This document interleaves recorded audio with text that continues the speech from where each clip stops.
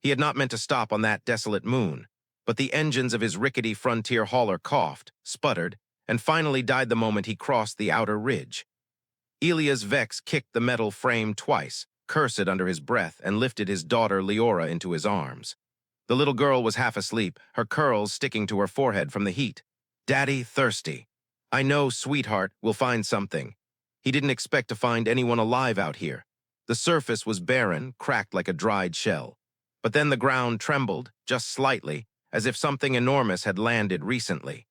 Elias adjusted his grip on his old toolkit and stepped forward cautiously. That was when he saw it. A sleek silver-blue vessel lay half buried in the dust, its sides scorched by a recent impact. Elegant contours, crystalline plating, no visible seams. Absolutely not frontier-made. The kind of ship that didn't belong anywhere near a dead moon. And standing beside it was her. Tall, breathtaking, violet skin shimmering under the twin suns. A bodysuit of woven metallic fibers clung to her frame like liquid armor. She turned toward him slowly, eyes glowing, an impossible, luminous gold. No weapons drawn, no hostility, just a stillness that felt far too controlled, as if she had been carved from serenity itself. Aelira squirmed in his arms, staring openly. "She's pretty." Elias froze. The alien woman's gaze shifted to the child, an unreadable flicker crossing her expression, something like confusion, curiosity, and maybe something softer.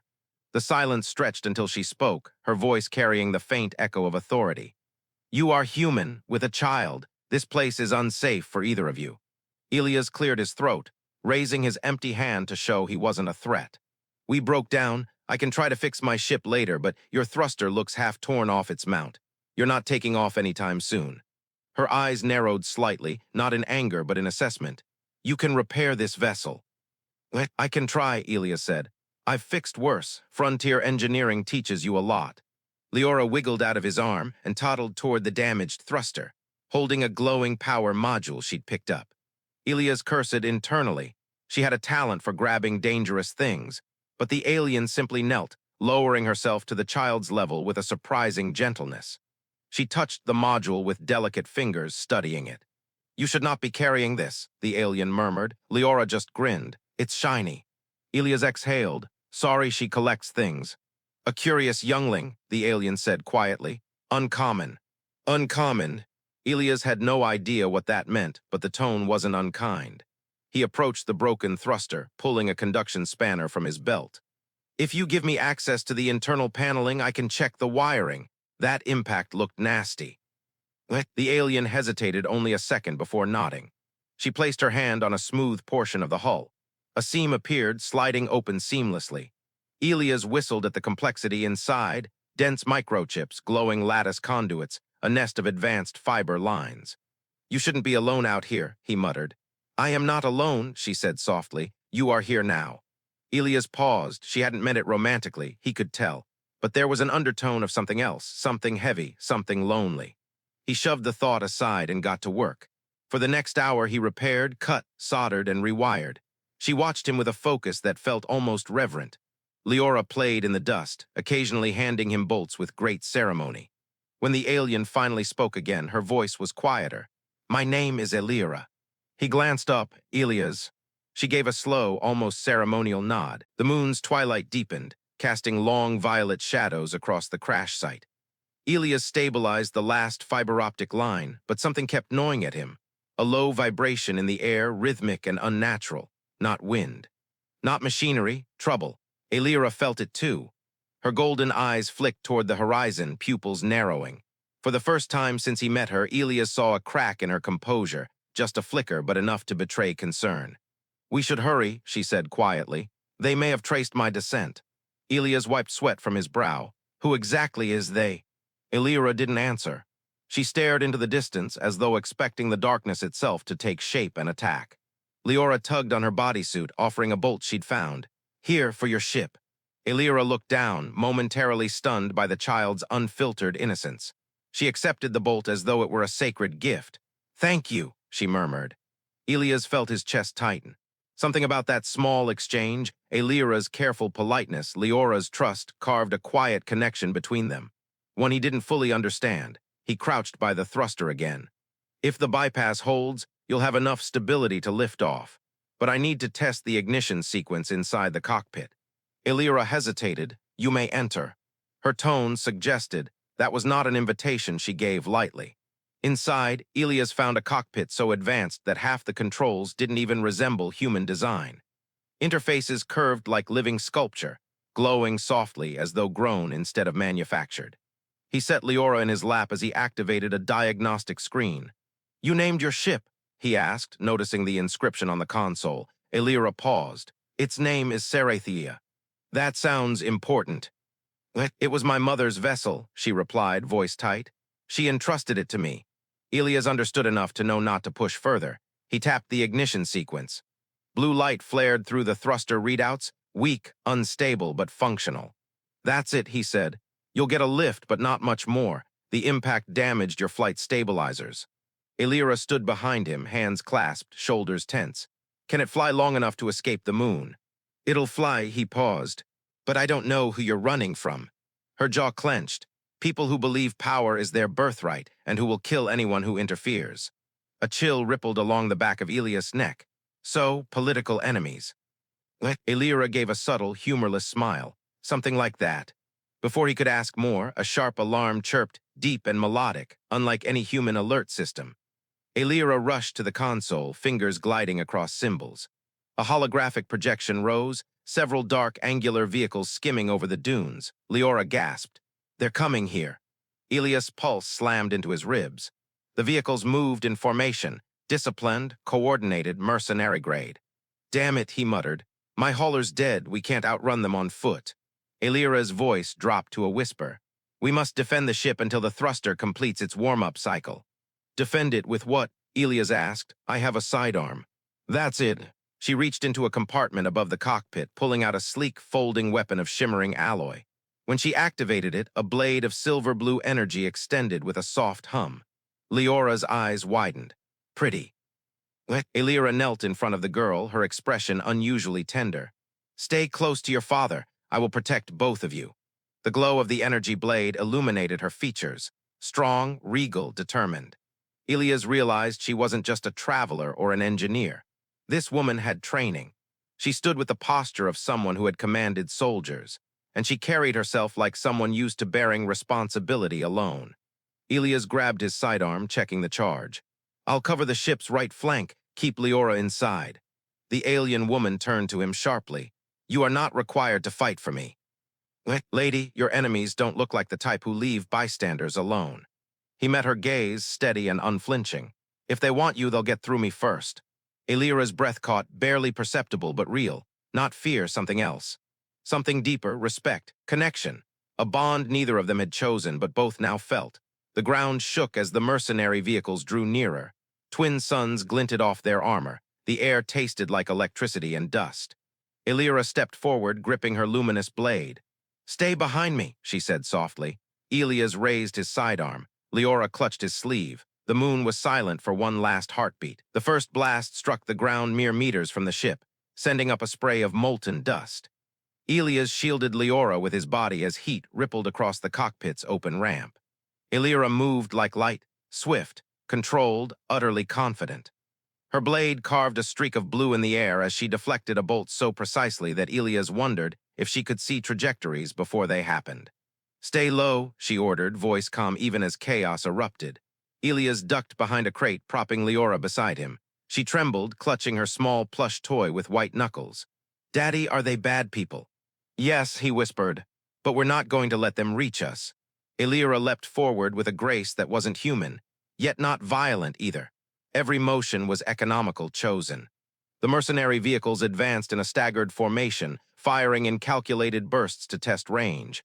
Not pirates, Elias muttered, too disciplined. Aelira deflected another shot, the energy crackling across her blade. They are not pirates, she confirmed. They are a private strike unit.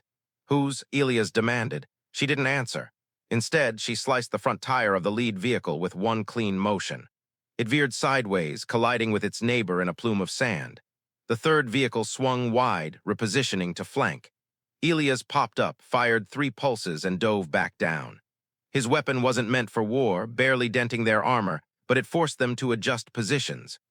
10 seconds, Aelira called, checking the ship's thrust display glowing across her wrist device. The ignition sequence must reach full charge. And if it does, they will kill us. Leora whimpered. Elias pulled her close, wiping the dust from her cheeks. Hey, look at me, I've got you. Her tiny hands clung to his shirt, trusting him completely. For a moment, Elias' fear sharpened into something else. Resolve. He stood, firing again, forcing the mercenaries to shift formation. Aelira met the opening instantly, sending a beam of energy that melted through a weapon mount like butter. Their return fire intensified. Aelira spun, her blade catching a bolt that would have hit Elias square in the chest. Careful, she murmured. That makes two of us, he said, breathless. Another blast hit the ground, throwing him off balance. He grabbed Leora, tumbling behind a panel. A thin wail rose from the ship, its thruster reaching phase 2, almost there. The mercenaries regrouped, advancing as one. Their leader stepped forward, a towering man in dark armor embossed with a symbol Elias didn't recognize, sharp lines, a burning crest. Aelira did. Her breath froze. Elias caught the reaction. You know him. She didn't deny it. That emblem, she whispered, eyes hardening. It belongs to House Varin. Never heard of them. They are one of the 5 noble houses. Her voice dropped lower. My family's rivals. Elias stared at her. Noble house, strike unit. House, rival, pieces fell into place faster than he could assemble them. You're not just some traveler, he said quietly. You're. Later, she cut in sharply. We must survive first. The mercenary leader raised a hand. His voice boomed through an amplifier. Aelira Noveth, surrender now. Bring the child as leverage. The human can die where he kneels. Elias stiffened. Leora's breath hitched. Aelira stepped forward, energy blade humming. The air around her felt charged, like her presence carried weight beyond the battlefield. If you touch them, she said, I will end every one of you. The leader laughed. Still giving royal commands, are we? Royal Elias didn't mishear it. Leora peeked over the crate. Daddy, she's a princess. Elias swallowed, something like that. The leader raised his rifle. Take them. Aelira turned to Elias. Get inside the ship, now. Not without you. She met his eyes, gold meeting brown. Her voice softened, barely audible over the roaring engines.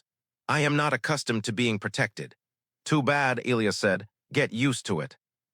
Her expression flickered, surprise, gratitude, something deeper, and then returned to iron focus. The ship's thruster screamed to full power, now or never.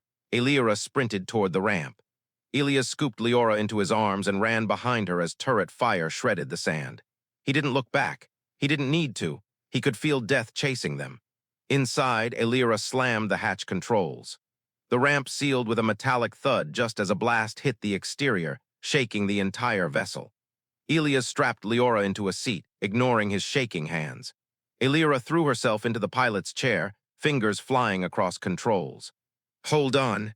The engines roared. The ship lurched upward violently, so fast Elias felt his stomach drop. Another blast hit the underside, jarring them sideways. Come on, Aelira whispered. Come on, Serathia. The thruster stabilized. They burst into the sky, leaving the mercenaries as tiny figures on a shrinking landscape. Leora laughed through tears. We flew. Elias exhaled shakily, barely. Aelira stared straight ahead, jaw tight, breathing fast. Only when they cleared the upper atmosphere did she allow her shoulders to relax. Elias studied her profile, a warrior's tension layered over a noblewoman's poise. Royal commands, he repeated softly. Princess. Aelira closed her eyes. Yes, Elias nodded slowly. Thought so. She opened her eyes again, gold shining in the dim cockpit.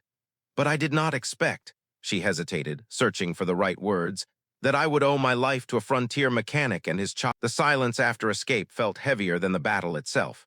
The ship drifted into the dark beyond the moon's orbit, engines humming unevenly, alive but wounded. Elias could still taste dust in his throat. Leora clung to him, trembling, though she tried her best to appear brave. Aelira adjusted the stabilizers manually, her fingers steady though her chest rose and fell with unmasked fatigue. When the vessel finished autopilot alignment, she finally leaned back, closing her eyes.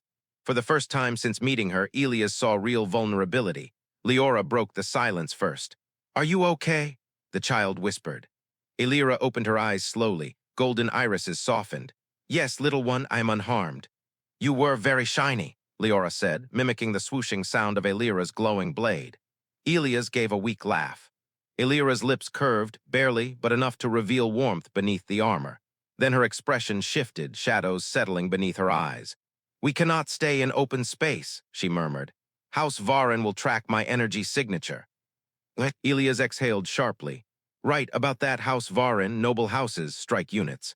His voice lowered. "You said your family's rivals, which means you're—" "Yes," she said quietly, "a royal descendant." Leora gasped. "Like a princess in the stories." Aelira hesitated, then nodded. "By your definitions, yes." Elias rubbed his forehead. "So back on the moon, I was helping a princess fix her thruster with duct tape and prayers." Aelira blinked. "Duct tape. Never mind." She studied him for a long moment, as if he were the most confusing thing in the galaxy. "You treat me differently from others who know my status," she finally said. "You mean I don't bow?" "I mean you do not fear me." Elias frowned. "Should I?" No, the word escaped her faster than she intended. She looked away. "But many believe royalty must be obeyed, or worshipped, or used." Elias leaned back. "I don't care who you are, you needed help. I helped, that's it." Aelira's gaze flicked to Leora, who was now drawing shapes in the condensation on the viewport. Tiny spirals, stars. A figure that looked suspiciously like Aelira with a glowing sword. "She trusts you," Aelira whispered. "Children sense truth." Elias cleared his throat. "Look, princess or not, you didn't have to stick your neck out for us back there." She turned back to him, something fierce flickering in her eyes. "I will not abandon those who protected me." Their gazes held a moment too long. A soft beeping interrupted them. Aelira pivoted sharply, checking a holographic display. Her breath hitched. "No, no, not now." "What is it?" Elias asked. She enlarged the transmission, encrypted, official, urgent. When it decrypted, a single message appeared in harsh, crimson text. "The regent has been taken. Your father is a prisoner. Return immediately or he will be executed." Leora froze mid-drawing. Elias stared at Aelira as her hands fell to her sides, rigid. Her father, the ruler of her territory. The person she'd been trying to protect. Aelira whispered something in her native language, a sound filled with heartbreak and fury. Elias had never heard such emotion from her. It shook him. "Aelira," he murmured. She took a slow breath, fists clenched. "My father was betrayed from within our own council. They must have used his capture to force my recall. If I obey, they kill me. If I flee, they kill him." Elias stepped closer, lowering his voice. "Then we're going to get him out." Aelira snapped her gaze to him. "You have a child. You should distance yourself from this conflict." "With respect," Elias said, "you're awful at telling me what's smart or safe." He gestured to Leora. "She's already in this, and so am I. But your survival means nothing if I abandon the people who saved my daughter's life." Aelira's breath shuddered. Her expression cracked, just barely, but it was enough. For the first time, she looked not like a princess or warrior, but like a daughter afraid of losing the only family she had left. Elias spoke gently. "Is there somewhere we can regroup? Someone you trust?" She nodded slowly. "There is a neutral outpost on the edge of my family's territory. Old allies, retired soldiers, they may still honor our crest." "Then take us there." Aelira turned toward the navigation console. Her fingers hesitated above the controls. "Elias," she said softly, "if we do this, there is no turning back. The conspirators will hunt us across systems." "I've been running my whole life," he said. "This time I choose who I'm running with." Her eyes softened, gold warming to amber. "Then hold tight." She activated the hyperdrive. The ship lurched, space stretching into streaks of white and violet. Leora squealed. "We're woo-washing." Elias laughed despite the outpost looked abandoned at first glance. Half a ring-shaped station orbiting a broken planet. Flickering lights barely clinging to the hull like dying fireflies. Elias kept Leora close as Aelira guided the ship toward a narrow docking spine reinforced by old military plating. "This place is cozy," Elias muttered. Aelira didn't smile. Her eyes scanned every shadow, every corridor, every possible ambush point. "This facility was decommissioned decades ago," she said. "Only those who knew its original purpose still visit." "And what purpose was that?" "Refuge," she whispered. The ramp descended with a hiss. Cool, stale air met them, smelling faintly of rust and recycled filtration. Leora wrinkled her nose. "It smells like Daddy's old toolbox." Elias snorted. "Not wrong." They stepped onto the platform. The outpost was silent, too silent. Aelira's posture tightened. Her hand hovered near the weapon on her hip, but she didn't draw it. "Not yet," a voice echoed from the far end of the bay. "Well, well, If this isn't the last person I expected to see alive. A tall, broad-shouldered man emerged from the shadows, scarred, armored, carrying the weary swagger of someone who had fought too many battles and survived them all through sheer spite. Flanking him were two other soldiers, older, slower, but still dangerous. Aelira straightened. Commander Rel. You're supposed to be dead, Rel said bluntly, and yet I stand. Rel eyed her, then the child clinging to Elias' pant leg, then Elias himself, dusty, exhausted, and absolutely not royal material. What's this? Rel grumbled. A mechanic and a miniature troublemaker. This your new security detail. Leora puffed her cheeks. I'm not Minnie. Rel blinked, visibly thrown off by the child's audacity, then laughed loud and rough. Tiny one's got spirit, I like her. Aelira stepped forward, cutting through the humor with a razor-sharp tone. We need assistance. Rel's amusement vanished. Trouble. House Varin took my father. The air changed instantly. The joking stopped. Silence fell like a blade. Say that again, Rel demanded. My father is captive, Aelira repeated. They intend to force a reallocation of power. If I return, they kill me. If I stay away, they kill him. Rel's scarred face shifted into something darker. Outrage, disbelief, fury. Your father is the regent, the rightful ruler. If Varin seized him, then the coup has begun. Elias swallowed. So this is bigger than we thought. Rel ignored him. His gaze stayed locked on Aelira. We saved your family's throne more times than I can count, he growled. And now it falls while we rot in exile. I came to ask for your help, Aelira said softly. Help. Rel barked. With what? We're 3 old soldiers and 1 outdated outpost. You're more than that, Aelira said. You trained half the elite guard, you still have connections, and you have loyalty that House Varin could never buy. Rel flinched, her words hit deep. So what's your plan, princess? Aelira hesitated. Elias stepped forward.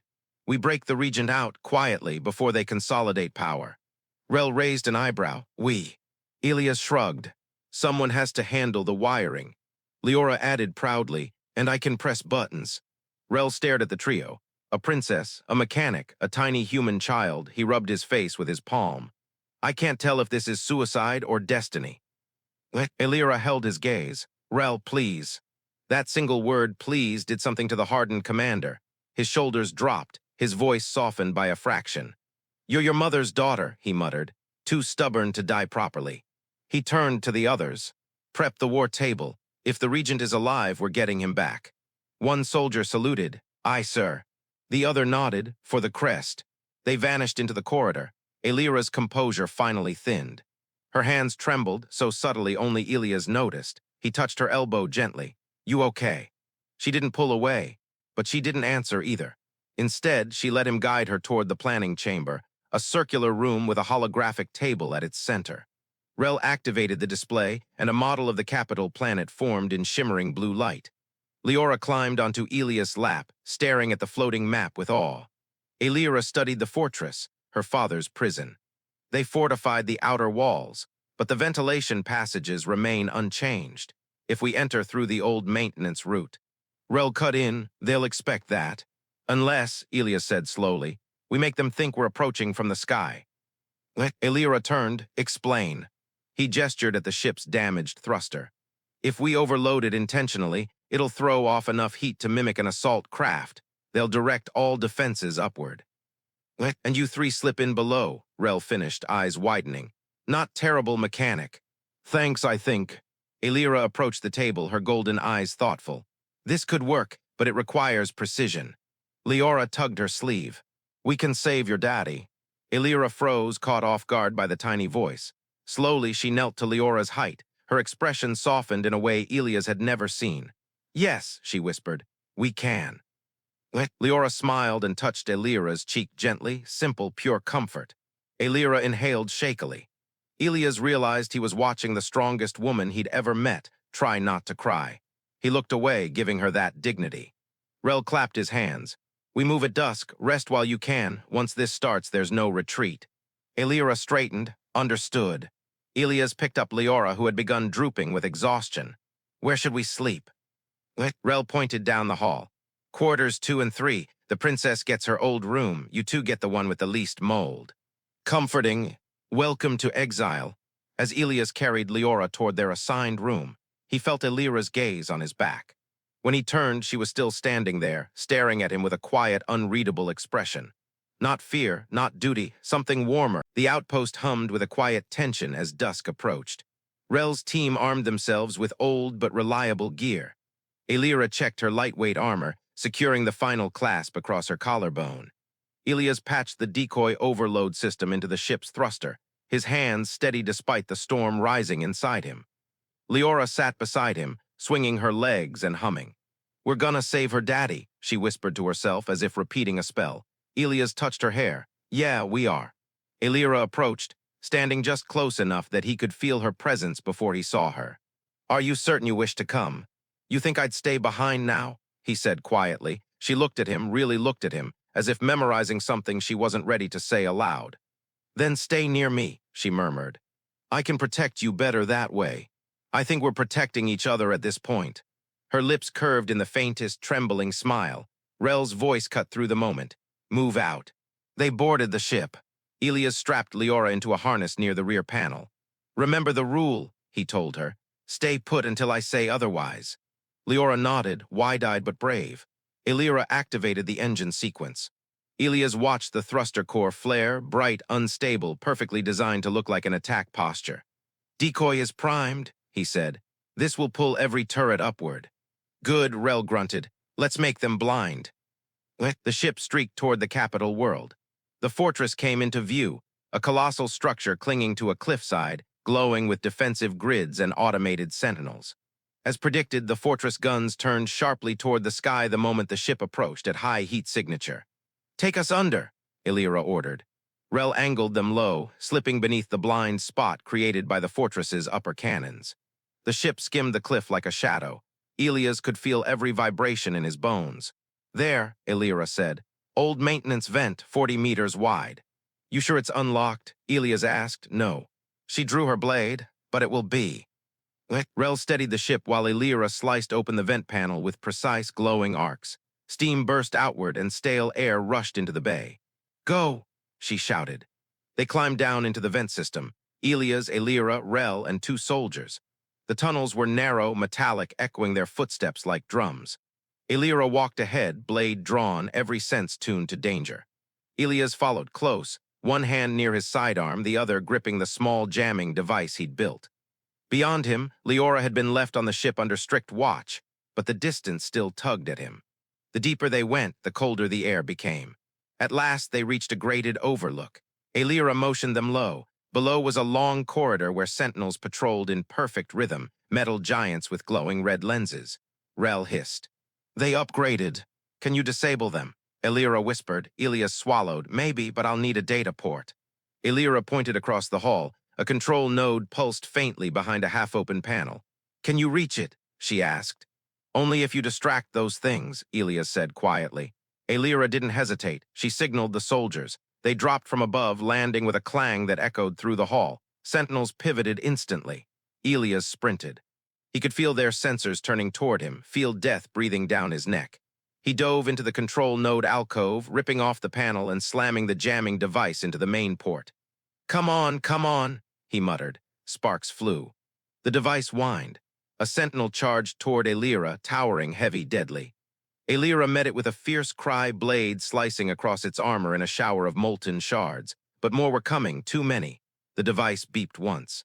Then everything went dark. Sentinels froze mid-step. Aelira exhaled. Well done. Elias slumped against the wall. "I really hate robots." They moved quickly through the unlocked secondary passage. Doors hissed open before Aelira's override codes. At last, they reached a reinforced hallway lined with symbols Elias had only seen on Aelira's ship. "This is it," she whispered. "The Regent's chamber." Rel placed charges along the edges. "Stand back." The explosion was controlled, quiet, designed to break the seal without alerting the entire fortress. The door fell inward. Inside, the Regent, an older man with sharp violet features and tired gold eyes, sat chained to a grav chair, weakened but alive. Aelira stepped forward, voice breaking. "Father." His eyes widened. "Aelira, I told you not to return." "They want." His gaze shifted to Elias, then to the empty line behind them. "Where is the child?" Elia's stomach twisted. "She's on the ship, safe." The Regent's expression softened despite his pain. "Good. Bring her here when this is over. I would like to thank the little one. Aelira knelt beside him, fingers trembling as she disabled the restraints. We have little time, can you walk? With assistance, he said. Elias moved to help him. The regent studied him up close, measuring him with the sharp intuition only rulers possessed. You are the mechanic, he said quietly. Elias flushed. Yes, sir. You repaired my daughter's ship. I tried. You saved her life. I tried that too. The regent's lips lifted faintly. Then I owe you more than I can repay. Aelira looked at Elias, warmth flooding her gaze. Rel interrupted sharply. We need extraction, now. They began retracing their path, Aelira supporting her father, Elias keeping behind them to watch for stragglers. The fortress began rumbling, security systems rebooting. They're waking up, Rel barked. They ran. Blaster fire ricocheted off the walls. Elias pulled Aelira aside just before a bolt grazed her shoulder. Thank you, she breathed. Add it to the list. They burst back through the vent and climbed into the waiting ship. Leora screamed with relief the moment she saw Elias throwing herself into his arms. He held her tightly, heart hammering. Aelira helped her father into a harness. Rel sprinted to the pilot's seat. Hold on. The ship rocketed off the cliff as the fortress unleashed a barrage of fire. A bolt clipped the wing, alarms screamed, but they didn't stop. Rel pushed the thrusters past safety limits. The sky opened. They broke atmosphere with a violent shudder, the world shrinking below them. Only when they reached orbit did Elias finally exhale. Aelira turned to him, to Leora, to her wounded father. Her eyes glimmered, relief, gratitude, something fragile beneath the armor. You saved us, she whispered. Elias shook his head. We saved each other. The regent gave a tired smile. Then perhaps this family of fate shall stay together a while longer. Aelira's cheeks flushed a soft lavender. Elias felt something shift in the air, quiet, warm, unspoken. Aelira stepped closer, her voice barely above a whisper. When this is over, when the council is restored, there will be a place for you here, both of you. Elias touched Leora's hair. A safe home would be nice, she deserves that. Aelira's gaze softened. And what do you deserve, Elias Vex? He met her eyes. Maybe, he said slowly, a life where I'm not fixed